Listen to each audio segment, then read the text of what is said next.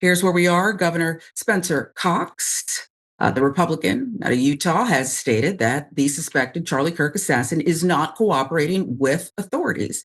New details have also emerged in the case. The details surround his conversations in the aftermath of the shooting online. Listen. And anything new on the investigation? You say he admitted that, confessed? No, not again. He is not confessed to authorities. He is not cooperating. But all the people around him are cooperating, and I think that's very important. So his friends, partner, others are talking about what he was up to, perhaps what he believed, what he planned to do. But the suspect himself is not talking. Let's give you more. He's 22 years old. His name is Tyler Robinson. He remains in custody. And the charges are expected to formally be filed on Tuesday, that according to Cox. There are new details emerging over the weekend that we should share with you. Cox also asked about a Sunday New York Times report that alleged Robinson had communicated with others on Discord after the shooting. Times reported Robinson had made jokes about being the alleged gunman. ABC filling in the details for us. All we can confirm is that those conversations definitely were happening, and they did not believe it was actually him. It was all joking until he, until he admitted that it actually was him, he said. Authorities are reviewing a group chat between several people joking about how the shooter looked like Robinson, multiple law enforcement sources telling ABC. The messages were exchanged on Discord in the hours after the shooting, according to sources who told ABC News that one of the participants in the chat is believed to be Robinson himself, who allegedly made a comment in the chat about the killer being his doppelganger. Quite chilling. This is a statement sent to ABC News on Friday. A Discord spokesperson setting out to distance the organization, the platform. We identified a Discord account associated with the suspect, but have found no evidence that the suspect planned this incident or promoted violence on Discord. Again, that seems to be their chief concern here. Cox and Robinson's ideology he said it was different than his family, and that there clearly was a leftist ideology. Governor's statement that Robinson had a transgender partner has led some to suggest Kirk was targeted for his anti-transgender views, though authorities are still investigating a motive. Robinson's roommate has not been charged with a crime. Authorities have not released their name. Now, when Governor Cox was asked about Robinson's roommate, this person did not have any knowledge of the attack and was shocked when they found out about it, Cox said on NBC's Meet the Press. Aftermath of the act of political violence has created a mix of reactions from left and right-leaning people. One GOP Congressman, Representative Randy Fine, is asking Floridians to snitch on monsters celebrating Charlie Kirk's death so he can get them fired. That is perhaps what's on his agenda, nothing else right now. You see it right there. Those celebrating the death of Charlie Kirk must be thrown out of civil society. In the wake of the shooting, conservative influencers have flagged dozens of social media posts and messages, including some that appear to cheer Kirk's murder. Some MAGA activists, even anonymously, setting up a doxing website, Charlie Kirk's Murderers, aimed at exposing and identifying those behind the post. And it has received nearly 30,000 submissions. Within hours of the tweet, Fine had received dozens of replies, flagging individuals working across a range of sectors within the state, from healthcare to state-level agencies and colleges, alongside comments they allegedly wrote in reaction. Several instances, users shared the details of individuals from other states and countries, including an Al Jazeera journalist, alongside alleged reaction tweets. The irony is, of course, Charlie Kirk, he said it loudly and proudly, he was the biggest advocate for free speech. He would debate anyone at any time. That's what he believed in. That's what he enjoyed. Let's talk about the columnist Karen Attiah claiming Washington Post axed her over Charlie Kirk post. In a statement posted to Substack on Monday, Attiah said she was accused of gross misconduct and of, quote, endangering the physical safety of colleagues. She called the allegations charges without evidence, which I reject completely as false. Attiah argued her posts were measured, focused, not on Kirk, but on America's growing tolerance for political violence. In her statement, Attiah said her only direct reference to Kirk was to cite his own words, sharing a past post from the day after the activist was killed. Black women do not have the brain processing power to be taken seriously. You have to go steal a white person's slot, from Charlie Kirk not long before he was murdered. Journalist Brad Palumbo argued that pushing the fake quote to smear Kirk was 100% a fireable offense. Karen Attiah published a fake quote without correction or retraction to smear a man's reputation immediately after he was murdered in an act of political terrorism. That is 100% a fireable offense. Fox News guests warned conservatives against crossing, well, a fine line, they called it. Watch. Some of this is unobjectionable, essentially political hygiene, unless you think that morals clauses in contracts, for example, are somehow ignoble. There's nothing untoward about a company that doesn't want an employee engaging in behaviors that reflect poorly on it. So I'm of two minds on this. Certainly there should not be any federal officer, state or local, anybody who takes an oath to the Constitution encouraging this sort of thing. The impropriety there should be obvious. However, and while I do think it's necessary to impose this sort of circumspection on people who indulge in their worst instincts on the internet, we should be careful about rationalizing behaviors that we wouldn't want to see in our opponents. It's a very deeply human thing to want to mete out a level of pain commensurate with what we're experiencing. That doesn't necessarily make it noble or just. We should be circumspect about the kind of behaviors that we are policing, seeking to police, or at least asking responsible parties in society, cultural and corporate, to police for us. It's a fine line. Yeah, I get my Don't want to discredit the guest who said that. It sounds reasonable, but you have to also, I believe, Michael, consider context, right? You're saying it on Fox where, really?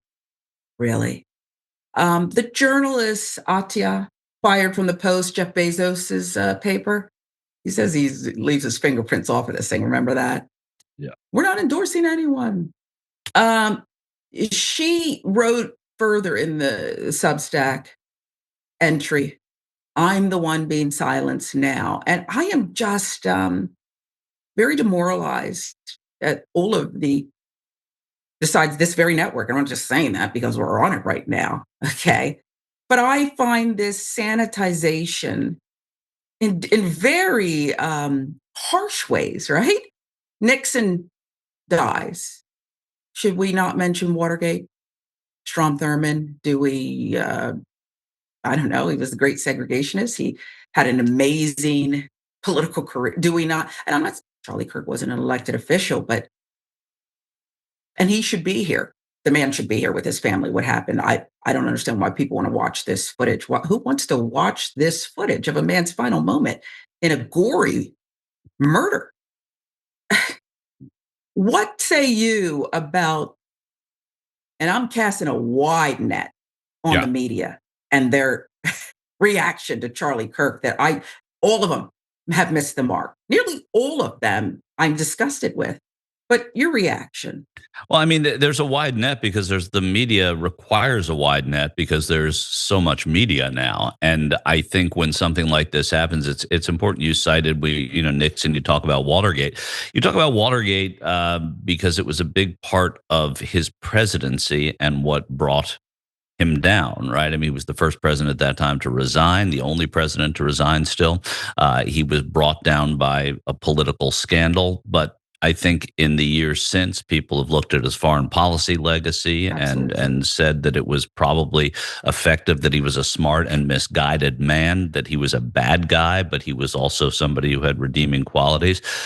There is this sense that when the body's still warm, you're not supposed to do those sorts of things. But when Jimmy Carter died, much more recently, you saw people of the same ilk as the Fox News, the right side broadcasting, people saying that Jimmy Carter was a terrible president who got us into a 50-year war with Iran because of the hostages, that he kowtowed, he wasn't strong, that he caused inflation, et cetera, et cetera.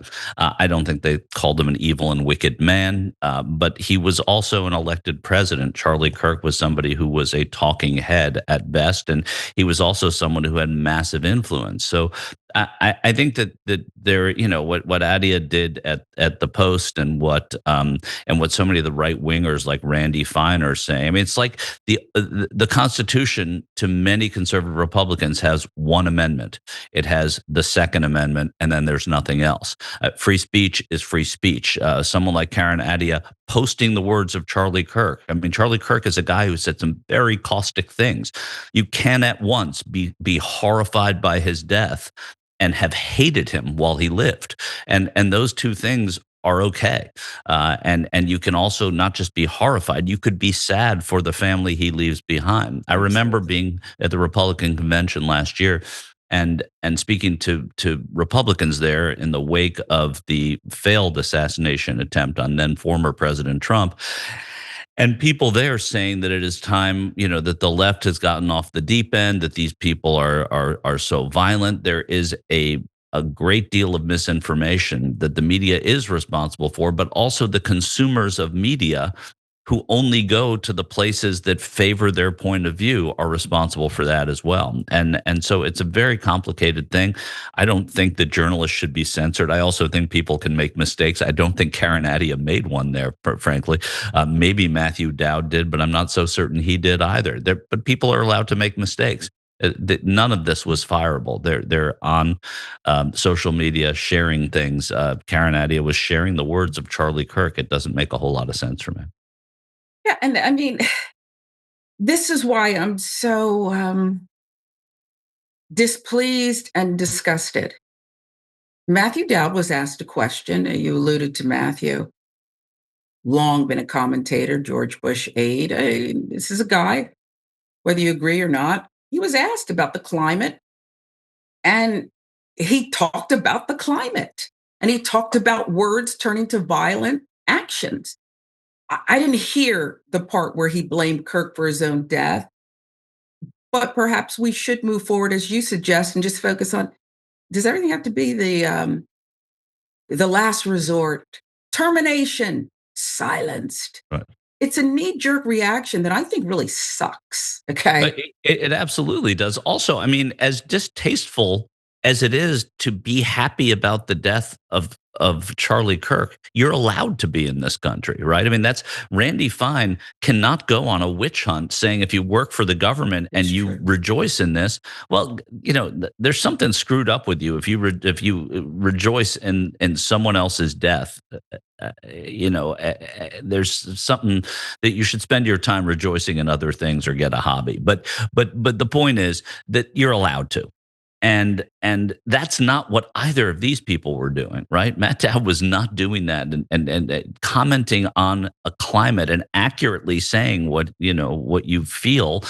That's important. I think when we sound like you said, we live in a fire the coach society. You lose a game, fire the coach. If someone makes a mistake, fire that person, silence that person for saying something you don't like, and also other people like you don't like. Silence that person. It's hideous. I recall, whether you agreed with his politics or not, a decorated war hero, John McCain, passed away. Brain cancer, I believe, right?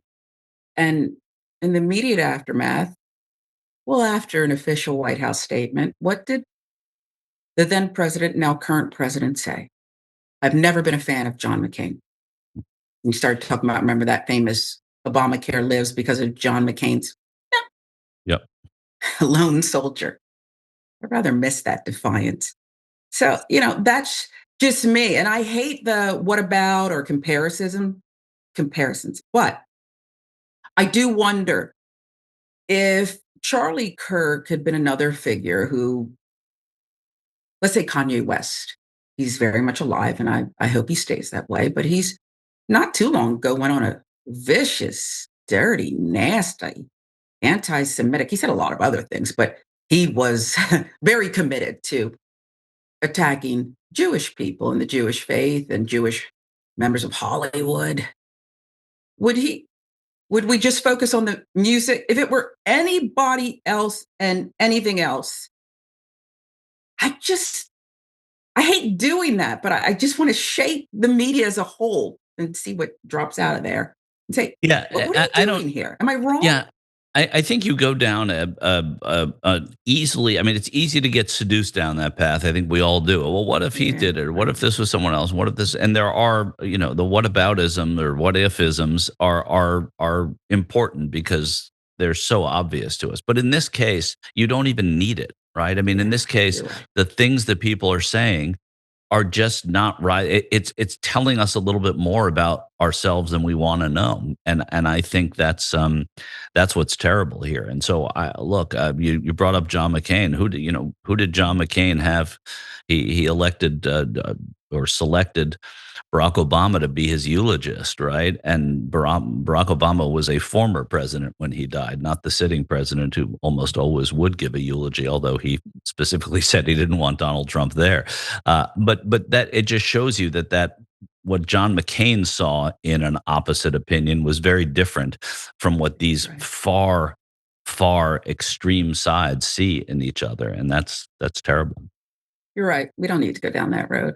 And that's a great example because John McCain wanted that reaching across. He defended Barack Obama's faith when that woman famously stood up Yep. at the town hall in the middle of a bitter presidential race and said, "No, ma'am." And then I remember he initially got a few boos when he had his acceptance speech, remember? Yep. Or when he when he conceded the election. when he conceded that, yeah, when he conceded and sort of congratulated, although in fairness, that happens at every concession speech.